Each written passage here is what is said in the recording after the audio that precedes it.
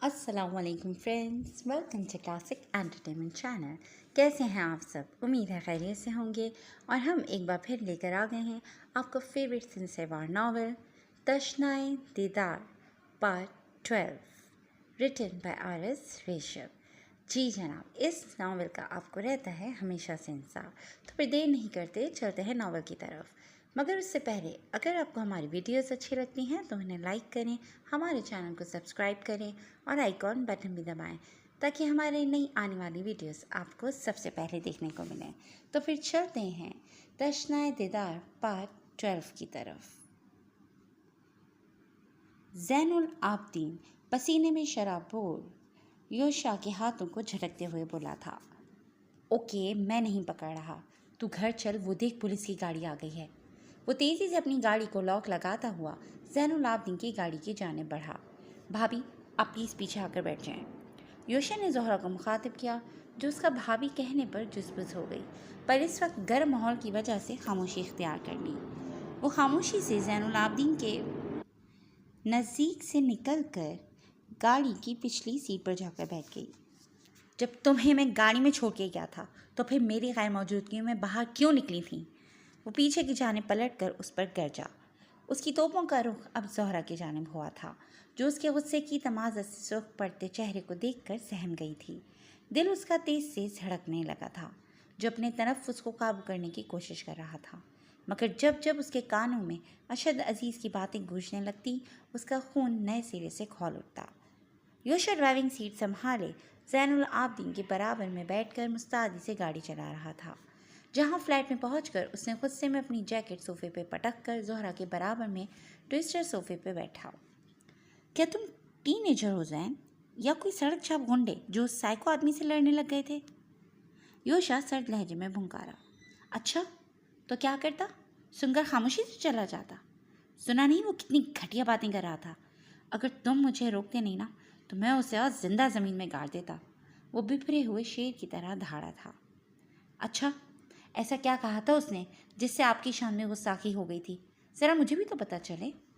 योशा सपाट लहजे में बोला था, वो बास्टर्ड मेरी बीवी। जब ही ज़ैनुल आबदीन की ज़बान को कुफर लगा था, उसने एक अचटती सी निगाह उस दुश्मन ने जां पर डाली थी, जो सोफे पे उससे थोड़ा दूर होकर परेशान सी बैठी थी। तुम क्यों यहाँ बैठकर हमारी बातें सुन रही हो? अंदर जाओ फ़ौरन। उसने उसे देखते हुए घुरका था, जैसे योशा के सामने शदीद सबकी महसूस हुई थी। मुझे भी कोई शौक़ नहीं है आपकी फजूल बातें सुनने का, वो कहकर पाँव पटकती हुई कमरे की जानिब बढ़ गई। तुझे किसने बताया था कि मैं यहाँ हूँ? वो सवाली अंदाज में उससे पूछने लगा। मैंने तेरे नंबर पर कॉल की थी जब तू लड़ रहा था, तब भाभी ने कॉल रिसीव करके मुझे बताया था। उस वक्त मैं करीब ही था तो फ़ौरन पहुँच गया। वो सोफे की बुझ से सर टिकाते हुए कुछ पलों के लिए आंखें मूंद गया। जब भी कुछ याद आने पर उसने झट से आंखें खोलीं। ऑफिस में कासिम आ रहा था, तुमने मुझसे क्यों छुपाया? उसने अपनी आईब्रो उचका कर एक नज़र उसकी जानिब उछाली। तो क्या करता, तू पहले ही इतने परेशान था और उसका बताकर तुझे और परेशान कर देता। योशा ने बोतल का ढक्कन खोलते हुए कहा। उसे मेरी गैर मौजूदगी का इल्म कैसे हुआ? डोंट टेल मी कि तुम लोगों ने मेरी गुमशुदगी का सबको बता दिया था। वो चेहरे पे अनगिनत शिकनों का जाल लिए योशा की जानिब देखने लगा, जो टांग पर टांग रखे अब इस तरह भी हालत में अपने पाँव को हिला रहा था। यार हमना ने मुझे इन्फॉर्म किए बगैर जब तुम्हें 2 दिन से ज़्यादा हो गए तो उसने पुलिस में रिपोर्ट करा दी थी। What? Are you out of your senses? I mean, what the hell are you doing, योशा? अब तक तो ये खबर मीडिया में पहुंच भी गई होगी। ज़ैनुल आबदीन तनक कर बोला। नहीं, मैं खुद गया था पुलिस स्टेशन उनसे ये सब डिस्कस करने। तब एसपी ने मुझे यकीन दहानी कराई थी कि हम ये खबर मीडिया तक नहीं जाने देंगे, और वाकई अभी तक तो ऐसी कोई खबर नहीं आई। योशा ने पानी का घूंट भरते हुए अपनी बात जारी रखी। वैसे मेरी नज़र कासिम पर पूरी तरह से थी। अभी तक उसने छोटे मोटे कामों के अलावा कुछ किया नहीं, क्योंकि उसके पास कोई अथॉरिटी नहीं, और मुझे नहीं लगता वो ऐसा कुछ करेगा क्योंकि उस पर अपनी माँ से ज़्यादा तेरा असर है। योशा ने अपने मोबाइल से कुछ खंगालते हुए कहा। फिर कुछ तवक्कुफ़ के बाद उसने ज़ैन को मुखातिब किया, जो सिगरेट को सुलगाते हुए गहरे कश ले रहा था, जिसके चेहरे पर अभी भी गुस्से का तनाव था। زین، تیرے لیے خوشی کی خبر ہے اور میرے لیے دنیا کی سب سے بری خبر ہے۔ اس نے یوشا کی جانب سوالیہ نظروں سے دیکھا۔ کیا خبر ہے؟ یار، ابا نے میری شادی طے کر دی ہے۔ یوشا نے دل گرفتہ ہو کر اسے دیکھا۔ کیا؟ کب؟ اور تو اتنا ڈھیلا منہ بنا کر کیوں بتا رہے جیسے تیرے ساتھ کوئی زبردستی کر رہا ہو؟ یوشا کی مسکینوں جیسی شکل بنانے پر زین کے چہرے پر ہنسی امڑ آئی تھی۔ تو اور کیا، ابا کو میرا زندہ رہنا پسند ہی نہیں۔ اس آفت کی پرکالت سے شادی کرنے سے بہتر ہے میں خودکشی کر لوں۔ یوشا نے اپنے دوست کو سخت نظروں سے گھورا تھا جو اسے مسکراتا ہوا دیکھ رہا تھا۔ اتنی معصوم سی تو ہے وہ تیرے چاچو کی بیٹی۔ اچھا ہے تو بھی کھوٹے سے بندھے گا۔ ہاں، تو نے جو شادی کر لی ہے تو اب سب پھانسی پر چڑھ جائیں۔ خیر، میں جا رہا ہوں، اماں انتظار کر رہی ہوں گی، کل آفس میں ملتے ہیں۔ ٹھیک ہے۔ وہ اسے لفٹ تک چھوڑ کر واپس فلیٹ کے اندر آ گیا جہاں زہرا کے کمرے کا بند دروازہ اس کا منہ چڑھا رہا تھا۔ وہ کچھ سوچتے ہوئے بند کمرے کے باہر جا کر کھڑا ہو گیا۔ پھر وہ جیسے ہی دستک دینے لگا اس نے اپنا بڑھا ہوا ہاتھ واپس کھینچ لیا۔ وہ دبے پاؤں اس کے کمرے کا ہینڈل گھماتا ہوا اندر داخل ہو گیا جہاں وہ لیمپ کی روشنی کے بیڈ پر ماں ہوئے استراحت تھی۔ 2 قدم چل کر وہ اور نزدیک ہوا تھا جہاں آدھا کمبل ماربل کو سلامی دے رہا تھا۔ وہ گہرا سانس لیتے ہوئے پلنگ پر اس کے برابر میں بیٹھا تھا جو نماز کے اسٹائل میں دوپٹہ باندھے پلنگ پر سکڑ سمٹ کے سو رہی تھی۔ آنکھوں کے گرد ابھی بھی میٹھے میٹھے سے آنسو اس کے رونے کی چگلی کھا رہے تھے۔ اسے شدید پشیمانی نے گھیرے میں لے لیا۔ I feel so bad because I made you so unbelievably sad۔ وہ ٹکٹکی باندھے اسے دیکھنے لگا جو دن بدن اس کی رگے جان بنتی جا رہی تھی۔ تم نے مجھے ایسا کر دیا ہے کہ مجھ سے برداشت نہیں ہوتا جب کوئی تمہارے بارے میں غلط بات کرے۔ اب ایسا وقت آ گیا ہے مجھ پہ کہ میں تم سے الگ بھی نہیں رہ سکتا۔ میری سانسوں میں بسنے لگی ہو تم، اور دیکھو کتنے مزے سے میری نیند اڑا کر گہری نیند سو رہی ہو۔ زین العابدین اس کا ہاتھ اپنے یک بستہ فولادی ہاتھ میں نہایت احتیاط سے تھامتے ہوئے بولا، آج مجھے یہ کہنے میں کوئی آر نہیں ہے کہ میں پہلی ہی نظر میں تمہارے آگے اپنا دل ہار کیا تھا۔ وہ قدرت کے اس شاہکار کو نگاہ میں سموتے ہوئے گمبھیر لہجے میں بولا۔ کچھ دیر وہ اپنی سحر انگیز آنکھوں کو بند کیے ان لمحوں کو محسوس کرنے لگا جبھی وہ پورے استحقاق کے ساتھ اس کے چھونے پر قسمت آئی تھی۔ دل تو یہ کہہ رہا ہے کہ یہ لمحے طویل ہو جائیں، تم اسی طرح میرے پہلو میں رہو، لیکن اس وقت اگر تم جاگ گئیں تو دنیا کی کوئی طاقت بھی مجھے تمہارے عتاب سے نہیں بچا سکے گی۔ اس لیے اب ہم چلتے ہیں اور سونے کی کوشش کرتے ہیں۔ 10 منٹ کے اندر ریڈی ہو کر باہر آؤ، ہمیں آفس جانا ہے۔ زین العابدین واش روم کے بند دروازے کے باہر دستک دیتے ہوئے بولا، جو اندر سے اس کی آواز سن کر کچھ بولی نہیں تھی۔ اگلے 10 منٹ بعد وہ گیلے بالوں کا میسی سا جوڑا بنائے زین العابدین کے لائے کپڑوں میں سے پنک شیفون کے ہلکے ایمبرائڈری والے انارکلی فراک اور چوڑی دار پجامے میں بنا کسی میک اپ کی بھی سادگی میں باہر دکھا رہی تھی۔ زین العابدین حسن و رعنائی کے اس جیتے جاگتے مجسمے کی خوبصورتی اور دلکشی یک ٹک دیکھے گیا جو ڈریسنگ ٹیبل کے سامنے کھڑی اپنی آنکھوں میں سرمے کی لکیریں کھینچ رہی تھی۔ جبھی کسی کی نظروں کی تپش سے وہ ایک دم سے پلٹی تھی جہاں زین العابدین کالی پینٹ پہ کالی ڈریس شرٹ پہنے بالوں کو جیل سے سیٹ کیے کھلے دروازے کے باہر کھڑا اسے گہری نظروں سے دیکھ رہا تھا۔ زہرا مدھواسی میں پلنگ سے اپنا دوپٹہ اٹھانے کے لیے بڑھی تھی جسے دیکھ کر زین العابدین نے اپنی نظروں کا زاویہ بدلا تھا۔ بریک فاسٹ ریڈی ہے، جلدی سے باہر آ جاؤ۔ وہ اس کی جانب کمر کیے دھیمے انداز میں بولتا ہوا کمرے سے باہر کی جانب چلا گیا جہاں کچھ ہی دیر بعد وہ سر پہ شیفون کا دوپٹہ اچھے سے جمائے کھڑی تھی۔ چلو ناشتہ کرو، ٹھنڈا ہو رہا ہے۔ وہ اس کے لیے پلیٹ میں ناشتہ سرو کرتے ہوئے بولا، مجھے بھوک نہیں ہے، آپ مجھے بس دروازہ کھول دیں، میں خود چلی جاؤں گی۔ وہ خفگی بھرے انداز میں بولی جس پر زین العابدین اپنے ہاتھ کو تھوڑی پہ جمائے اسے دیکھنے لگا جو ہر وقت اس کا امتحان لینے پر تلی ہوتی تھی۔ اگر تم رات کی وجہ سے ناراض ہو تو I am sorry for that, مگر میں رات کی وجہ سے بالکل بھی پشیمان نہیں ہوں کیونکہ میں کبھی بھی نہیں چاہوں گا کہ اس گھٹیا آدمی کی باتیں میں تمہیں سناتا۔ اب یہاں بیٹھ کر ناشتہ کرو، پھر آفس چلیں گے، ورنہ بھول جاؤ کہ میں تمہیں آفس لے کر جاؤں گا۔ وہ اپنے نزدیک کھڑی زہرا کا ہاتھ تھام کے اسے اپنی برابر والی کرسی پر بٹھا کر ناشتہ کروانے لگا جو اسے خونخوار نظروں سے گھورتے ہوئے اپنی پلیٹ کی جانب متوجہ ہو گئی۔ سر، آپ مجھے آفس کی گاڑی منگوا دیں آفس جانے کے لیے۔ وہ ناشتہ زہر مار کرنے کے بعد اس سے بولی، کیوں؟ میرے ساتھ جانے میں کیا قباحت ہے؟ جب منزل ایک ہے تو سواریاں کیوں الگ الگ؟ اس نے اچنبھے سے اس کی جانب دیکھا تھا۔ کیونکہ آپ کی اور میری حیثیت میں بہت فرق ہے، آپ میرے باس ہیں۔ زہرا کی بات پہ زین العابدین زیر لب مسکرایا تھا۔ حیثیت کی تو بات ہی مت کرو مسز خان، کہو تو ابھی آفس میں بتا دیتا ہوں کہ تم زین العابدین کی زندگی میں کیا حیثیت رکھتی ہو۔ وہ اس کی کرسی کے پیچھے سے کھڑا ہوتا ہوا اس سے بولا، مجھے کوئی ضرورت نہیں ہے اپنی حیثیت بدلنے کی۔ میں جیسے پہلے تھی آفس میں، میں اب بھی ویسے ہی ہوں، آپ کی ایک عام سی امپلائی۔ اگر آپ نے وہاں میرے ساتھ کسی بھی طرح کا حق جتانے کی کوشش کی تو وہ آپ کے حق میں بالکل اچھا نہیں ہوگا، اس لیے جو جیسے چل رہا ہے ویسے چلنے دیں تو آپ کی بڑی مہربانی ہوگی۔ وہ تنک کر کہتے ہوئے ٹی وی لاؤنج کی جانب بڑھ گئی۔ زین العابدین ایک لمبی سانس لیتے ہوئے اپنے کمرے کی جانب بڑھ گیا۔ پھر وہ خاموشی سے ہاتھ میں کوٹ اور اپنا آفس بیگ تھامے باہر نکل آیا جہاں زہرا پہلے سے موجود تھی۔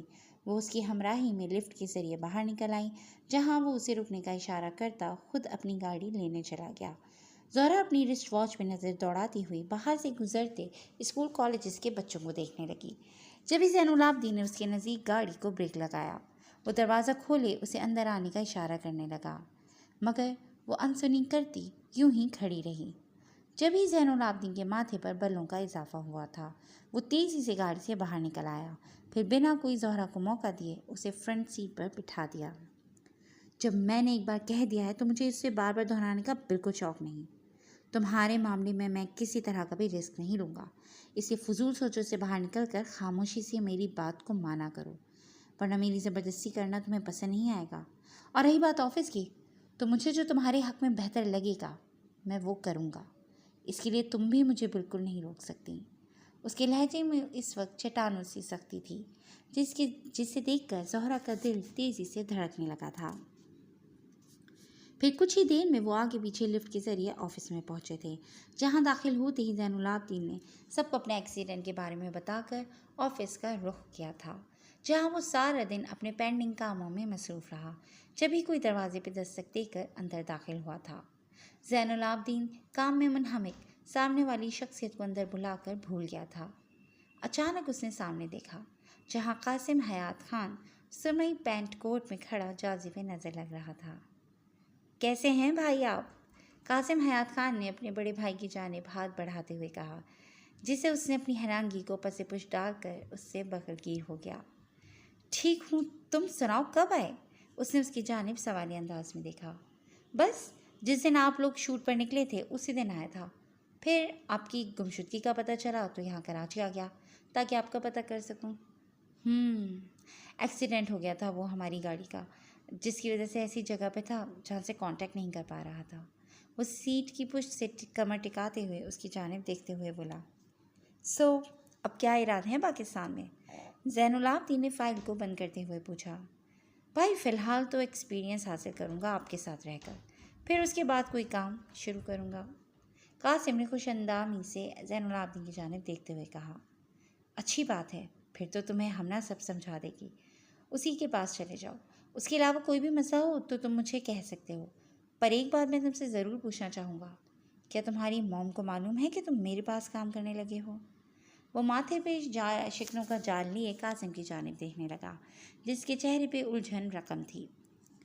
بھائی آپ کو معلوم ہے نا موم کا، وہ آپ کو ناپسند کرتی ہیں، ایسے میں انہیں بتا کر کوئی بلنڈر نہیں کرنا چاہتا، اس لیے پلیز آپ بھی بچپن والے بھائی بن جاؤ جو موم سے چھپ کر میرا خیال رکھتا تھا۔ قاسم گلوگیر لہجے میں اپنے بھائی کو دیکھتے ہوئے بولا، جو بے ساختہ اس کی جانب بڑھا تھا۔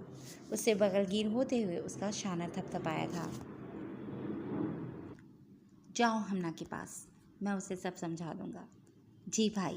وہ مسکراتا ہوا کمرے سے باہر نکل کر سیدھا ایم ڈی کے کمرے میں چلا گیا، جہاں ہمنا تنویر کے ساتھ پنک فراک میں کوئی لڑکی بیٹھی ہوئی تھی، جسے دیکھ کر کسی پری کا گمان ہو رہا تھا۔ وہ گلے کو کھنکارتے ہوئے اندر داخل ہوا تھا، جسے دیکھ کر ہمنا تنویر نے چہرے پہ مسکراہٹ سجا لی تھی۔ کیسے ہیں آپ جناب؟ ہمنا تنویر نے مسکراتے ہوئے قاسم حیات خان کی جانب دیکھا تھا۔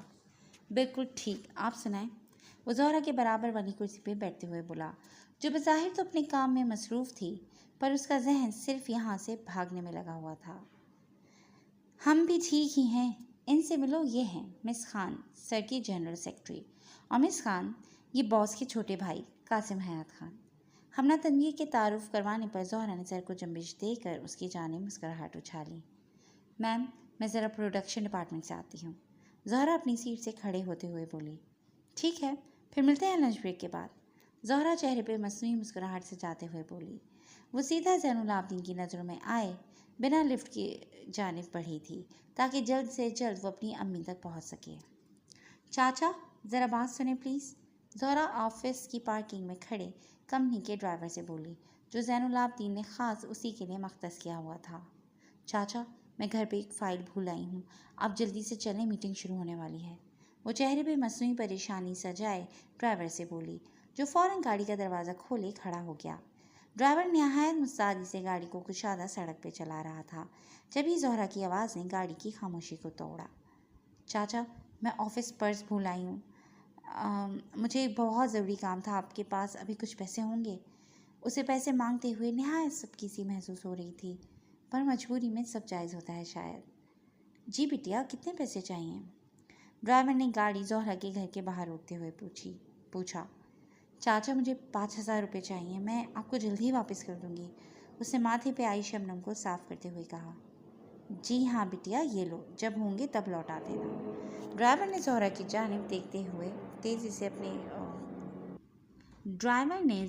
جانب 5,000 کا نوٹ بڑھاتے ہوئے کہا. بہت شکریہ چاچا. زہرا پیسوں کو تھامتے ہوئے تیزی سے اپنے گھر کی جانب بڑھنے لگی. گھر کے دروازے پہ دستک دیتے ہوئے وہ سخت مضطرب تھے. جبھی دروازہ مسز ڈسوزا نے کھولا. زہرا ان کی سائڈ سے گزرتے ہوئے گھر کے اندر داخل ہو گئی. اے لڑکی، رک ذرا، شرم نہیں آتی تجھے جو منہ اٹھائے اندر چلی آ رہی ہے؟ نکل فوراً یہاں سے. مسز ڈسوزا اس پر بھڑکتے ہوئے بولی، جو اپنے خالی کمرے کو دیکھ کر دل برداشتہ ہو گئی تھی. آنٹی، میں جا رہی ہوں. میری امی کہاں ہیں؟ بس مجھے اتنا بتا دیں. اس نے رندھائی آواز میں پوچھا. وہیں ہوگی جہاں تیری جیسی اولادوں کی مائیں منہ چھپاتی پھرتی ہیں، وہ تنک کر بولی. آنٹی پلیز مجھے بتا دیں امی کہاں ہیں. آپ کو پتہ ہوگا میرا ایکسیڈنٹ ہو گیا تھا، جس کی وجہ سے میرا رابطہ نہیں ہوا تھا. اس نے زین العابدین کی کہی ہوئی بات کو دہرایا. دیکھ لڑکی، تیرا یہاں زیادہ دیر کھڑے رہنا بھی میری بچیوں کے لیے اچھا نہیں ہوگا، اس لیے شرافت سے چلی جا. جس دن وہ آفس والی لڑکی یہاں آ کر اپنے منگیتر کے بارے میں تیری ماں کو بہت باتیں سنا کر گئی تھی نا، جس کے ساتھ تو بھاگ گئی تھی، اس کے بعد سے وہ گھر واپس نہیں آئی. اب مجھے نہیں معلوم وہ کہاں گئی. زہرا پتھر کی بنی ساری باتیں سن کر دروازے سے باہر آ گئی تھی. اس نے زینیا کے دروازے کو دیکھا، جہاں بڑا سا زنگ والا تالا لگا ہوا تھا. وہ رنجیدہ سی ہوئی ڈرائیور کی جانب بڑھی. بٹیا، کیا ہوا؟ سب خیریت تو ہے؟ آپ رو کیوں نہیں ہو؟ ڈرائیور اس کا آنسوں سے تر چہرہ دیکھ کر پریشان ہو اٹھا. چاچا، کچھ پریشانی ہوگی، آپ پلیز جلدی سے اسٹیشن چلیں. وہ آنسوں کے گولے کو اندر کی جانب دھکیلتے ہوئے بولی تھی. جی بیبی. مس خان کو بھیجیے، وہ کہاں ہیں؟ زین العابدین نے اپنی کشادہ پیشانی کو مسلتے ہوئے کہا، جو صبح سے کاموں کی وجہ سے زہرا سے بات نہیں کر پایا تھا.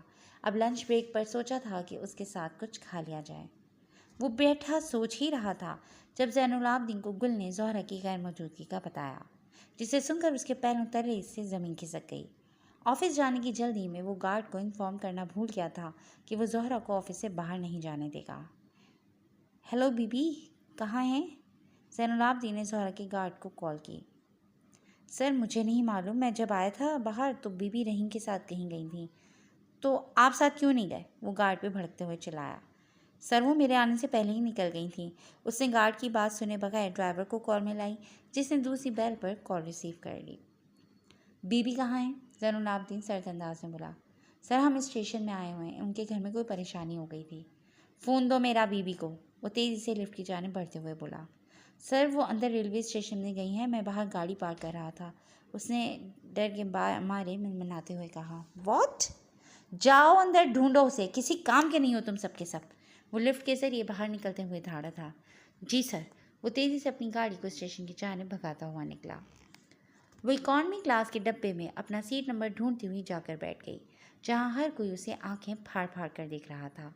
وہ دوپٹے سے اپنا چہرہ مزید ڈھکتے ہوئے بینچ پر بیٹھ گئی، جہاں اس کے ساتھ ایک فیملی بیٹھی ہوئی تھی. زہرا نے اپنے کپڑوں پہ غور کیا، مگر اسے اپنے کپڑوں میں ایسی کوئی چیز نظر نہیں آ رہی تھی جس سے کوئی اس کی جانب متوجہ ہوتا۔ پھر شاید لباس ضرورت سے زیادہ خوبصورت ہے جو لوگ مجھے اس طرح دیکھ رہے ہیں۔ وہ اپنی خوبصورتی کو نظر انداز کیے کپڑوں کو ان سب کا ذمہ دار سمجھ رہی تھی۔ یا اللہ، میری امی جہاں بھی ہوں وہ خیریت سے ہوں۔ وہ آنکھیں موندے اللہ سے اپنی امی کے لیے دعائیں مانگ رہی تھی۔ بیٹا، آپ لاہور میں کہاں جا رہی ہو؟ زہرا نے اپنے برابر میں بیٹھی عورت کو سرسری سا دیکھا جو چہرے سے اسے پٹھان لگ رہی تھی۔ خالہ کے گھر جا رہی ہوں۔ وہ اس وقت بے چینی کا شکار ہو رہی تھی کہ کہیں زین العابدین اس تک نہ پہنچ جائے۔ اب تک تو انہیں پتہ چل چکا ہوگا۔ اچھا، تو اکیلی جا رہی ہو؟ مطلب یہ تو لیڈیز کمپارٹمنٹ بھی نہیں ہے۔ پھر آپ کے گھر والوں نے اتنی خوبصورت جوان لڑکی کو اکیلی کیسے بھیج دیا؟ وہ عورت کافی باتونی تھی جسے زہرا کو سخت کوفت ہو رہی تھی۔ آنٹی، میں اس وقت بہت پریشانی میں ہوں، اس لیے پلیز ایسے فضول سوال کر کے مجھے تنگ مت کریں، وہ بیزاری سے اس عورت سے بولی جو اپنی آنکھیں پھاڑے زہرا کو دیکھنے لگی۔ وہ تیزی سے اسٹیشن کے اندر داخل ہوا جہاں سامنے کھڑے کلی کو اس نے دیکھا۔ بھائی، ابھی کوئی ٹرین لاہور جائے گی؟ زین العابدین نے کلی کو آواز لگا کے روکا۔ جی بھائی، یہ جو آگے ٹرین لگی ہے یہ لاہور جا رہی ہے، کلی نے سامنے کھڑی ٹرین کی جانب اشارہ کیا۔ شکریہ۔ وہ تیزی سے ٹرین کی کھڑکیوں میں جھانکنے لگا مگر اسے کہیں بھی زہرا کی جھلک نہیں دکھ رہی تھی۔ وہ مضطرب سا ہر ایک ڈبے میں دیکھتا جا رہا تھا کہ کہیں سے وہ نکل کر اس کے سامنے آ جائے، مگر سوائے مایوسی کے اس کے ہاتھ کچھ نہیں آ رہا تھا۔ جبھی وہ تیزی سے آگے جاتے جاتے اچانک رکا تھا، پھر اپنے قدم واپسی کے لیے موڑے تھے جہاں اسے اس کی زندگی کی جھلک دکھائی دی تھی۔ ہائے، آج کل کی لڑکیوں کی منہ زبان گز بھر کی ہوتی ہے۔ میں نے کیا ایسا کہہ دیا جو تمہیں برا لگ گیا؟ بس یہی تو کہا تھا کہ اکیلی جوان لڑکی کو ٹرین میں بھیج دیا، ادھر سے خوبصورتی بھی توبہ شکن۔ وہ عورت زہرا سے کلس کے بولی جو اپنی نظریں نیچے جھکائے خاموشی سے بیٹھی تھی۔ اکیلے کہاں بھیجا ہے محترمہ؟ میں جو ہوں ان کے ساتھ، ان کا شوہر۔ وہ زہرا کو اپنی سرد آنکھوں سے دیکھتے ہوئے بولا جو اسے یہاں دیکھ کر جھنجھلا گئی تھی۔ چلو، اس نے زہرا کی جانب اپنی چوڑی ہتھیلی پھیلائی تھی جسے دیکھ کر زہرا نے نظر انداز کر دیا تھا۔ زہرا، گھر چلو۔ اب کی بار اس کے لہجے میں بلا کی سختی تھی جسے دیکھ کر زہرا کو اس سے خوف سا محسوس ہو رہا تھا۔ اس کی رگیں غصے سے تن گئی تھیں۔ وہ اس کا ہاتھ خود سے تھامتے ہوئے آگے کی جانب چل پڑا اور احتیاط سے سیڑھیوں سے اتارتے ہوئے باہر کی جانب نکل آیا جہاں اس کی گاڑی کھڑی تھی۔ رحیم چاچا، آپ آفس جائیں، وہ انہیں دیکھتے ہوئے بولا، پھر پلٹ کر زہرا کا ہاتھ تھامے اسے اپنی گاڑی میں بٹھایا اور خود بھی گھوم کر ڈرائیونگ سیٹ سنبھالتے ہوئے اس نے فلیٹ کی جانب گاڑی موڑ لی۔ زہرا نے چہرہ موڑ کر اس کی جانب ترچھی نظروں سے دیکھا جس کے چہرے کے نقوش غصے سے تنے ہوئے تھے۔ اسے دل ہی دل میں زین العابدین سے خوف سا محسوس ہو رہا تھا جو لبوں کو بھیجے ہوئے مستعدی سے گاڑی چلا رہا تھا۔ وہ صبر کا کڑوا گھونٹ اندر اتارتی ہوئی کھڑکی سے باہر دیکھنے لگی۔ پھر کچھ ہی دیر میں وہ اسے سیدھا لفٹ کے ذریعے اوپر لے آیا جہاں فلیٹ کے اندر داخل ہوتے ہی زین العابدین نے اپنا کوٹ اتار کر صوفے پر پھینکا تھا، پھر اپنی ٹائی کو ڈھیلا کرتے ہوئے سردی کے اس موسم میں پنکھے کو تیز چلایا تھا تاکہ اس کے اندر لگی آگ کو کچھ راحت مل سکے۔ اس دوران زہرا صوفے پہ بیٹھی اپنی مخروطی انگلیوں کو مسلسل چٹک رہی تھی۔ یہ کیا کرنے لگی تھی تم زہرا؟ کیا میں پوچھ سکتا ہوں؟ وہ سپاٹ چہرے کے ساتھ اس کی جانب دیکھتے ہوئے طیش میں بولا تھا۔ جواب دو، بہت ہمت آ گئی تھی تمہیں جو اتنا بڑا قدم اٹھا لیا تھا۔ اگر مجھے نہیں معلوم ہوتا تم تو اکیلے نکل گئی تھی۔ وہ غیظ و غضب میں بھرا ہوا جارحانہ انداز میں اس کا بازو تھام کے بولا جو سر جھکائے رونے میں مشغول تھی۔ جواب دو، اب خاموش کیوں بیٹھی ہو؟ وہ ایک اور جھٹکا دیتے ہوئے بولا جس کی زبان تالو سے جا چپکی تھی۔ تو کیا کرتی میں؟ آفس میں کام کرتی، پھر یہاں واپس آ جاتی، کھانا کھاتی اور سو جاتی، یہی سب کچھ کرتی رہوں میں؟ آپ کو کیا معلوم ماں کی محبت کیا چیز ہوتی ہے؟ مجھے ایسا لگ رہا ہے جیسے میری کوئی بہت قیمتی چیز گم ہو گئی ہے جس کے بنا مجھے ایک لمحے کے لیے بھی چین نہیں مل رہا۔ میرا بس چلے تو میں اپنی امی کو ایک لمحے میں ڈھونڈ لوں، پر میں کیا کروں، کہاں سے لاؤں انہیں؟ جانے کہاں چھپ گئی ہیں وہ؟ مجھ سے نہیں برداشت ہوتا ایسے ہاتھ پہ ہاتھ دھرے بیٹھی رہوں۔ وہ وحشت زدہ سا چہرہ لیے بے بسی سے رو پڑی تھی جسے سن کر زین العابدین کے ماتھے پر شکنوں کے جال میں کمی آئی تھی۔ وہ اٹھ کر اپنے کمرے میں گیا تھا جہاں سے وہ واپس ہاتھ میں ایک انویلپ تھامے ہوئے آیا تھا۔ پڑھو اسے۔ وہ اپنی جیب سے سگریٹ اور لائٹر نکالتے ہوئے بولا، یہ تمہاری اور میری ہفتے کی لاہور کی ٹکٹس ہیں۔ مجھے بہت اچھے سے معلوم ہے ماں کا پیار ایک بچے کے لیے کیا ہوتا ہے، اور مجھ جیسے لوگ اس چیز کو بہت اچھے سے محسوس کر سکتے ہیں جنہیں اپنی ماں کا پیار بچپن سے ہی نہ ملا ہو۔ خیر، اگر تم مجھ پر تھوڑا سا بھی بھروسہ کرتی ہو تو آج کے بعد ایسی حرکت مت کرنا۔ لڑکیاں کھلی تجوریوں کی طرح ہوتی ہیں جن کی طاق میں ہر گلی کے کونے میں درندے صفت انسان بیٹھے ہوتے ہیں۔ اسی خود کو میری عزت سمجھ کر اپنی حفاظت کرنا۔ اگر تمہیں کہیں بھی جانا ہے تو مجھے بولو، میں تمہیں خود لے کر جاؤں گا، پر اب اس طرح اکیلے مت نکلنا۔ اس نے اپنے مخصوص نرم سے لہجے میں اس سے التجا کی تھی۔ جانے کیوں اس کے معاملے میں وہ اس پر سختی نہیں کرنا چاہتا تھا۔ اس کا روندھا لہجہ زین العابدین کو بے چین کر رہا تھا، جو منہ پر قفل لگائے بیٹھی تھی۔ زہرا، میں ڈھونڈ لوں گا آنٹی کو، ٹرسٹ می، وہ دھیمے انداز میں بولتے ہوئے کچن سے اس کے لیے پانی لے آیا، جسے اس نے اسے زبردستی پلایا تھا۔ پھر باقی کا بچا ہوا پانی خود بھی پینے لگا۔ میں آفس جا رہا ہوں زہرا، نیچے گارڈ اور ڈرائیور ابھی کچھ ہی دیر میں آ جائیں گے۔ تمہیں جہاں جانا ہے ان کے ساتھ جاؤ، بس ایک احسان مجھ پر کر دینا، کہیں بھی نکلنے سے پہلے مجھے انفارم ضرور کرنا۔ وہ سگریٹ پیتے ہوئے اسے دیکھ کر بولا، جس کے آنسو تو تھم گئے تھے پر وہ ابھی بھی ہچکیاں لے رہی تھی۔ میں دروازہ لاک لگا کر نہیں جا رہا تاکہ تمہیں یہ احساس ہو کہ زین العابدین نے تمہیں یہاں قید نہیں کیا، بلکہ اس دنیا کے سرد و گرم تھپیڑوں سے سنبھال کر رکھا ہوا ہے۔ دونوں کے درمیان اس وقت ایک معنی خیز سی خاموشی تھی۔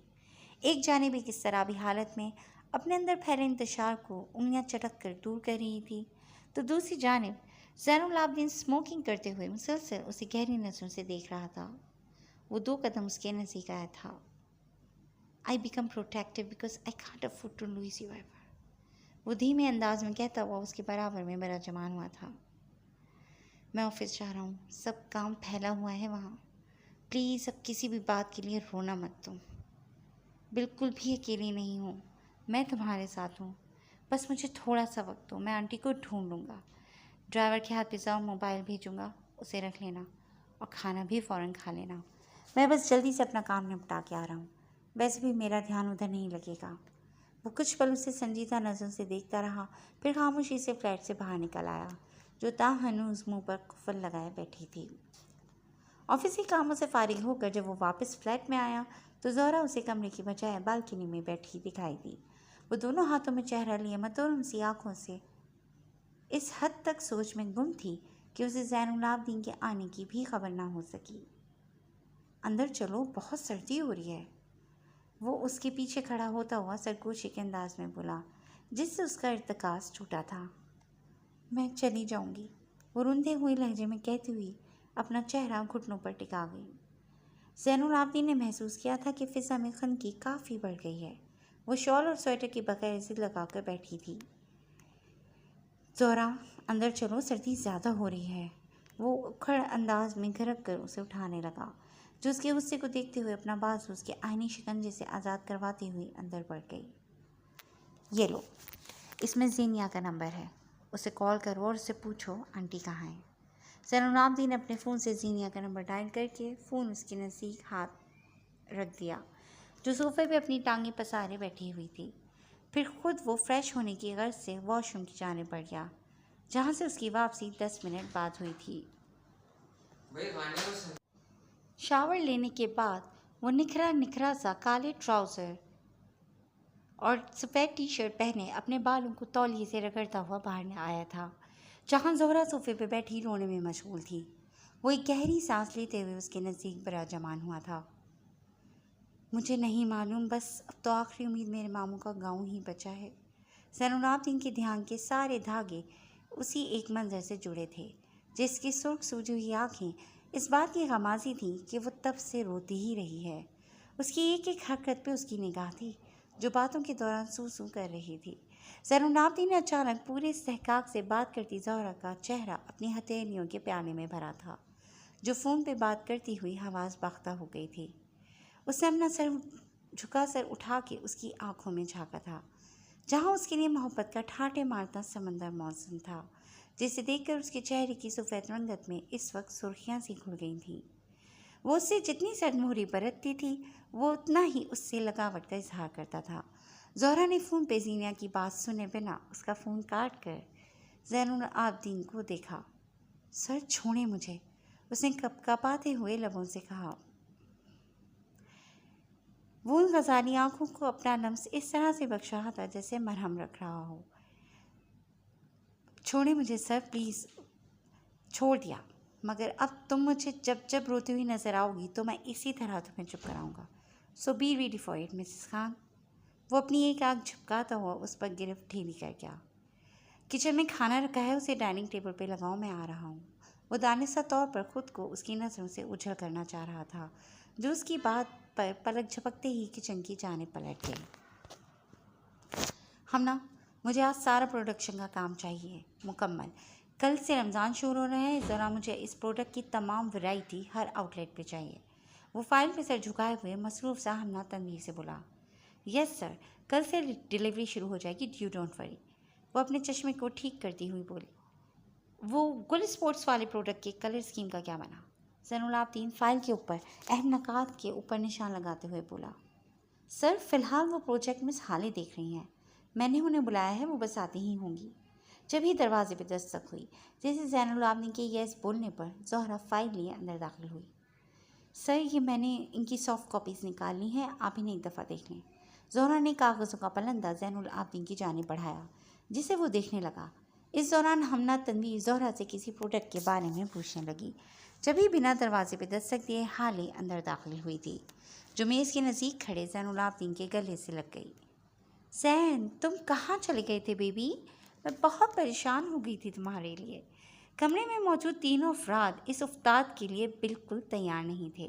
جبھی زین العابدین اپنے حواسوں کو قابو میں لاتے ہوئے ایک جھٹکے سے حالے کو خود سے دور کر گیا۔ اس لمحے اس نے زہرا کی آنکھوں میں ایک سرد سا تاثر دیکھا تھا جو اسے بالکل پسند نہیں آیا۔ میں بالکل ٹھیک ہوں حالے، وہ دانت پیستے ہوئے بولا۔ کہاں سے ٹھیک ہو؟ مجھے تو تم پہلے سے بہت کمزور لگ رہے ہو، وہ زہرا اور ہمنا تنویر کی موجودگی کے باوجود زین العابدین کے سینے پر ہاتھ رکھ کر بولی جو اس کے حد درجہ بے باکی پر سیخ پا ہو گیا تھا۔ ایکسکیوز می سر۔ زہرا خان تیزی سے فائلز اٹھائے اس کے آفس سے باہر نکلی تھی۔ یہی کچھ حال ہمنا تنویر کا تھا جو سر جھکائے ایکسکیوز کرتے ہوئے باہر نکلی۔ یہ کیا طریقہ تھا ہاں؟ کیا میں وجہ جان سکتا ہوں اس بےہودگی کی؟ وہ اپنی فولادی ہاتھ کی گرفت میں اس کا بازو تھام کر ہلکے بل چلایا تھا۔ بیبی، میں نے تو کچھ نہیں کہا، میں تو بس تمہارا حال احوال پوچھ رہی تھی، اس میں برا منانے کی کیا بات ہے؟ حالے چہرے پہ معنی خیز مسکراہٹ سجائے کرسی پہ پراجمان ہوئی تھی۔ حالے، میں تمہیں اچھے سے جانتا ہوں، ابھی جو تم نے کیا تھا وہ آج کے بعد مت کرنا، ورنہ میں یہ بھول جاؤں گا کہ تم میری کزن ہو، زین العابدین نے اپنا غصہ ضبط کرتے ہوئے کہا۔ وہ پرنٹ روم میں کھڑی ایک ہی صفحے کی بار بار غائب دماغی سے پرنٹ نکال رہی تھی۔ اس وقت وہ شدید کوفت کا شکار ہو رہی تھی۔ اسے سمجھ نہیں آ رہا تھا وہ کس چیز کے لیے غصہ کر رہی تھی۔ اس بیچاری مشین نے آپ کا کیا بگاڑا ہے جو کسی کا غصہ اس پر نکال رہی ہیں؟ اسے اپنے عقب میں مردانہ آواز سنائی دی تو اس نے فوراً پیچھے مڑ کر دیکھا جہاں زین العابدین کا بھائی قاسم حیات خان کھڑا تھا۔ اونچا لمبا قد، سرخ و سفید چہرہ کچھ زیادہ ہی چمک رہا تھا۔ سرمئی گہری آنکھیں بڑے غور سے زہرا کا جائزہ لے رہی تھیں۔ جنگوری رنگ کے شلوار قمیض پر کشمیری شال اوڑھے سادگی کا حسین پیکر لگ رہی تھی۔ مقابل کی گھورتی نگاہوں نے زہرا کو سٹپٹانے پر مجبور کر دیا۔ پھر جلد ہی وہ اپنی حالت پر قابو پا کر مقابل کی آنکھوں میں آنکھیں ڈال کر بولی۔ آپ سے مطلب؟ میں کسی کا غصہ مشین پر نکالوں یا کسی اور پر؟ That is none of your business, وہ اپنی اصلی خود اعتمادی سے بولی۔ بچہ فرمایا محترمہ آپ نے، میری طرف سے پورا آفس توڑ دیں، آپ کا خادم اف نہیں کرے گا۔ ہاں، بھائی کی گارنٹی میں نہیں دے سکتا، قاسم حیات استہزائی انداز میں بولا۔ جبھی اس کی نظریں سامنے بنی سیڑھیوں کے نزدیک کھڑے زین العابدین پر پڑی تھیں جو ان دونوں کی جانب اپنے قدم بڑھانے لگا۔ قاسم، تم یہاں کیا کر رہے ہو؟ تمہیں ہمنا بلا رہی ہے۔ زین العابدین کی آواز پر پرنٹ نکالتی زہرا نے پلٹ کر اسے سرسری سا دیکھا تھا۔ جی بھائی، میں بس جا ہی رہا تھا، میں تو اپنے لیے کافی بنانے آیا تھا تو سوچا کسی سے تھوڑی گپ شپ کر لوں، پر آپ کا اسٹاف تو بہت ہی… قاسم حیات نے اپنی معنی خیز نظریں زہرا پر جمائی ہوئی تھیں جو بہت انہماک سے اپنے کام میں مصروف تھی۔ زین العابدین کو قاسم حیات کا زہرا کو اس طرح دیکھنا کچھ خاص پسند نہیں آیا تھا۔ جبھی وہ غصے سے لمبے لمبے ڈگ بھرتا ہوا واپس چلا گیا۔ کچھ ہی دیر بعد میٹنگ روم میں تمام ڈائریکٹرز اور اسٹاف کے چند ضروری امپلائیز کے ساتھ میٹنگ میں مصروف تھا۔ زین العابدین نے قاسم حیات کو دیکھا جو مسلسل زہرا کو نظروں کے حصار میں لیے ہوئے تھا۔ یہ بات زہرا نے بھی محسوس کر لی تھی، پر وہ خاموشی سے ہاتھ میں قلم تھامے کاغذ پر اہم نکات لکھ رہی تھی۔ جبھی زین العابدین نے نہایت ناگوار نظروں سے قاسم حیات کو دیکھا تھا جو اس کی جانب متوجہ نہیں تھا۔ مس خان، آپ میرے آفس میں رشید سنز کی فائل نکال کر اس میں سے اہم مواد نکالیں جو ہمارے لیے اس پروجیکٹ میں کام آئے گا، فوراً۔ اس نے زہرا کو قاسم کی نظروں سے اوجھل کرنا چاہا جو فوراً میٹنگ روم سے باہر نکلی تھی۔ کچھ ہی لمحوں بعد زین العابدین نے میٹنگ روم میں موجود تمام افراد سے ایک 5 منٹ کا بریک مانگا تھا۔ مجھے تم سے بات کرنی ہے، وہ اپنے آفس میں فائل ریک کے پاس کھڑی زہرا کے ہاتھ سے لیتے ہوئے بولا۔ یہ کیا بدتمیزی ہے؟ زہرا نے زین العابدین کو گھورا۔ پہلے میری بات سن لو، پھر کرتی رہنا کام۔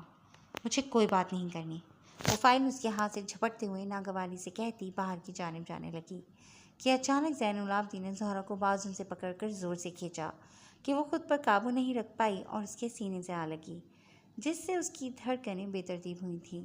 وہ جلدی سے اس سے دور ہوئی، اس کا چہرہ بیک وقت شرم اور غصے کی تمازت سے سرخ ہوا تھا۔ یہ کیا بدتمیزی تھی؟ زہرا نے غصے سے اسے دیکھا، مگر سامنے والے کی نظروں میں نہ جانے ایسا کیا تھا کہ وہ زیادہ دیر ان میں نہ دیکھ پائی اور نظریں جھکا گئی۔ جب میں کچھ کہہ رہا ہوں تو اسے دھیان سے سنا کریں مسز خان، آپ مجھ سے وابستہ ہیں، اس لیے اپنے سے جڑے لوگوں کے معاملے میں خاصا ٹچی ہوں میں، اور اس بات سے آپ اچھے سے واقف ہیں۔ تو محترمہ، بے شک قاسم حیات خان میرا بھائی ہے، مگر آپ مجھے اس کے آس پاس بھی نظر نہیں آئیں گی جب تک میں اپنا رشتہ ڈسکلوز نہیں کرتا۔ ایسا کیوں ہے، کیا وجہ ہے، یہ سب جاننا آپ کے لیے فی الحال ضروری نہیں۔ میں اپنی بات کو دہرانا پسند نہیں کرتا، اس لیے بہتر ہوگا آپ محتاط رہیں۔ وہ اس کی باتوں پر سیٹل ہوتی اسے ٹک ٹک ٹک باندھے دیکھنے لگی جو جاتے ہوئے اس کے رخسار کو تھپتھپاتا ہوا باہر نکل گیا۔ سر، آپ کی وائف کو کب سے ہوش آ گیا ہے، آپ ان کے سامنے کیوں نہیں جاتے؟ نرس نے کمرے کے باہر رکھی کرسی پہ بیٹھے آدمی سے کہا، جو کتنے دنوں سے یوں ہی اس کے پاس صرف غنودگی میں جاتا تھا، پھر جیسے ہی وہ بیدار ہوتی تھی تو کمرے سے باہر نکل آتا تھا۔ مجھے ڈر لگتا ہے اس وقت سے نرس، جب میں اس کے سامنے جاؤں گا تو وہ کیا سوچے گی میرے بارے میں، جانے وہ مجھے پہچانے گی بھی یا نہیں۔ وہ خود سے بڑبڑاتے ہوئے دیوار سے اپنا سر ٹکا گیا۔ جبھی فیا کے چلانے کی آوازیں اندر سے آنے لگیں، جہاں سے ایک نرس باہر کی جانب آئی۔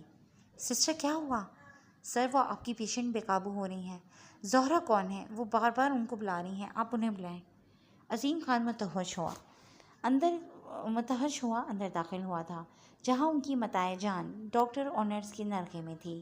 اس سے پہلے کہ وہ انہیں بے ہوشی کا انجیکشن لگاتی، عظیم خان کی آواز نے ان دونوں کو اپنی جانب متوجہ کیا تھا۔ مت لگائیں injection doctor, let me handle her.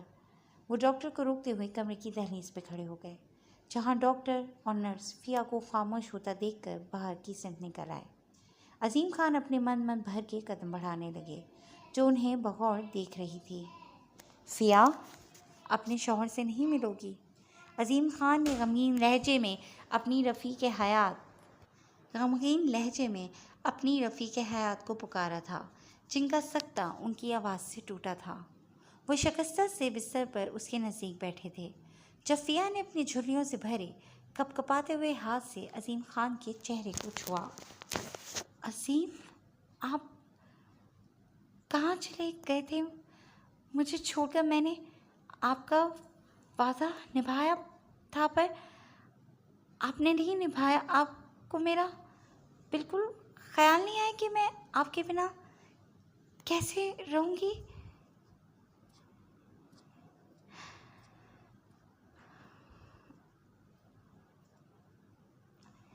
وہ روتے ہوئے ہچکیوں کے درمیان اپنے مجازی خدا سے گزرے وقت کی شکوے کر رہی تھی، جو معمولاً سے انہیں پورے استحقاق سے اپنے مضبوط پناہوں میں قید کر گئے تھے۔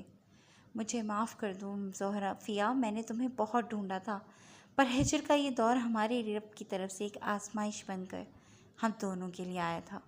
دیکھو، ہمارے فراق نے صرف تمہیں ہی نہیں، عظیم خان کو بھی رگیدا ہے۔ وہ جذبات سے اسے خود میں بھیجے آنکھیں مون گئے تھے، جن سے زاروں قطار آنسوں کی ایک جھڑی سی لگ گئی تھی۔ بس، اب رونا نہیں، میں آ گیا ہوں نا اپنی جان کے پاس، اب دیکھنا ہم پھر سے اپنی زندگی جئیں گے۔ وہ ایک گہری سانس لیتے ہوئے بولے، جب فیا نے ایک جھٹکے سے عظیم کو خود سے پیچھے سرکایا تھا۔ عظیم، زہرا، میری زہرا کہیں گم ہو گئی ہے، اسے مجھے لا دو، تمہیں اللہ کا واسطہ۔ وہ عظیم خان کی قمیض کو اپنی مٹھیوں میں بھیجے دکھ اور کرب کے آزار سے تڑپ کر ان سے لپٹ گئی۔ کون زہرا؟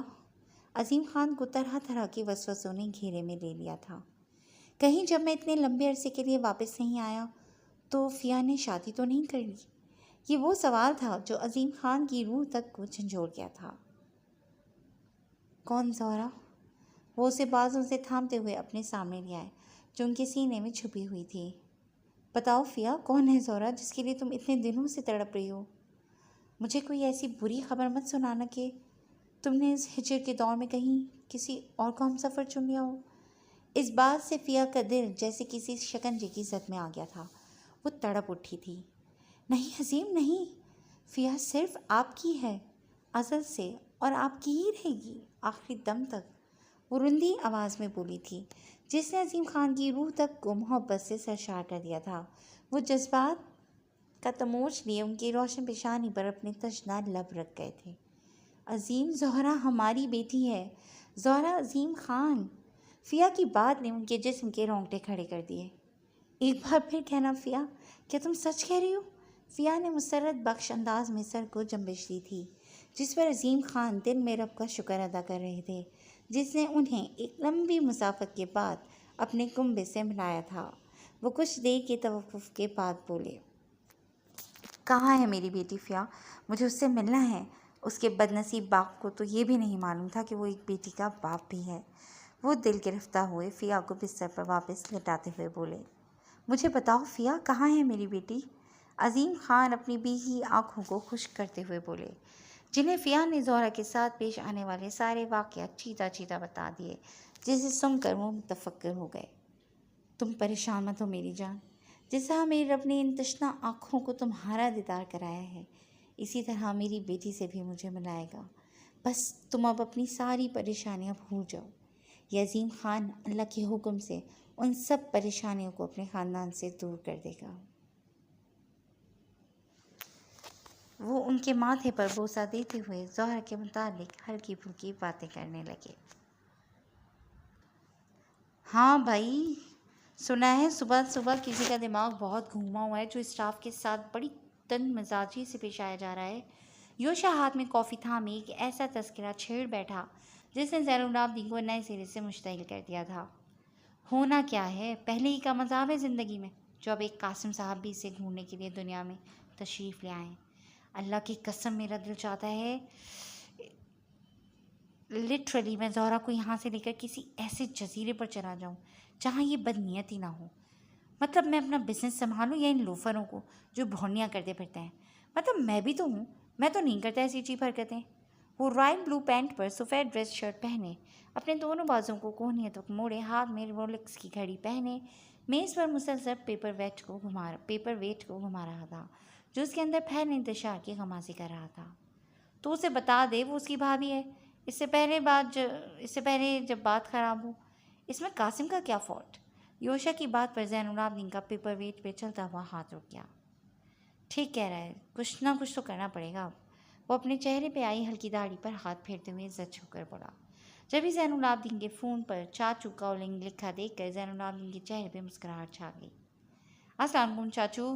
کہاں ہو چاچو کی جان، کوئی خیر خبر ہی نہیں، اور یہ نمبر کیوں اتنے دنوں سے بند کیا ہوا تھا؟ وہ تو میں نے اتفاق میں ملایا کہ چلو چیک کرتا ہوں آج نواب صاحب نے فون کھولا ہے یا نہیں، تو معلوم ہوا کہ کھل گیا ہے۔ عظیم خان فیا کا چہرہ دیکھ کر مسکراتے ہوئے بولے، جی چاچو، کچھ کام کی وجہ سے بزی تھا، اسی لیے فون بند کر دیا تھا تاکہ میں یکسوئی سے کام کر سکوں۔ وہ فون پہ بات کرتے ہوئے یوشا کو لائٹر کے لیے اشارہ کرنے لگا جس کا لائٹر جلنے سے جواب دے گیا تھا۔ یہ کیسا کام ہو رہا ہے یار کہ تم اپنے گھر والوں سے ہی رابطہ نہ کرو؟ آج آ کے وہ تمہارا مینیجر معیز اسی کی سنتے رہو۔ بس ویسے تمہیں خوشخبری سنانی تھی، تمہاری چاچی مل گئی ہیں مجھے۔ واٹ؟ زین العابدین اپنی سیٹ سے اچھل کر کھڑا ہو گیا۔ چاچو آپ کیا کہہ رہے؟